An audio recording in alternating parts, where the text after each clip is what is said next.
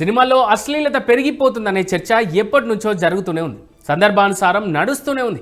అయితే ఇదే చర్చ టాక్సిక్ నుంచి రిలీజ్ అయిన టీజర్ కారణంగా మరోసారి మొదలవడమే కాదు, ఇప్పుడు వివాదంగా కూడా మారింది. కన్నడ స్టార్ యష్ హీరోగా lady director Geethu Mohan direction లో తెరకెక్కిన సినిమానే టాక్సిక్. భారీ బడ్జెట్ తో పాన్ ఇండియా రేంజ్ లో వస్తున్న ఈ సినిమా నుంచి రీసెంట్ గా ఓ టీజర్ బయటకు వచ్చింది.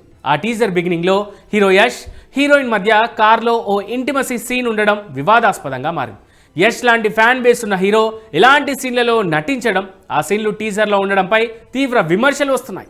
విమర్శలు రావడమే కాదు, ఆ ఇంటిమసీ సన్నివేశాలను వెంటనే తొలగించాలని సోషల్ మీడియా వేదికగా పలువురు డిమాండ్ చేస్తున్నారు. ఈ క్రమంలోనే అడ్వకేట్ లోహిత్ సెన్సార్ బోర్డుకు లేఖ రాశారు. ఇలాంటి సినిమాలకు సెన్సార్ సర్టిఫికేట్ ఇవ్వద్దంటూ తన లేఖలో రాసుకొచ్చారు. యూట్యూబ్, ఫేస్బుక్లో పెద్దలకు మాత్రమే అని చెప్పే కమ్యూనిటీ మార్గదర్శకాలు ఉన్నాయని, కానీ టీజర్లో మాత్రం అసభ్యకరమైన కంటెంట్ చూపించారని, దీంతో పిల్లలు చట్టాలను ఉల్లంఘించారని ఆయన తన లేఖలో పేర్కొన్నారు. ఈ చట్టం ప్రకారం ఇది కుటుంబ సమేతంగా చూసే సినిమా కాదని, చిన్న పిల్లలకు చూపించకూడదని ముందుగానే హెచ్చరించాలన్నారు.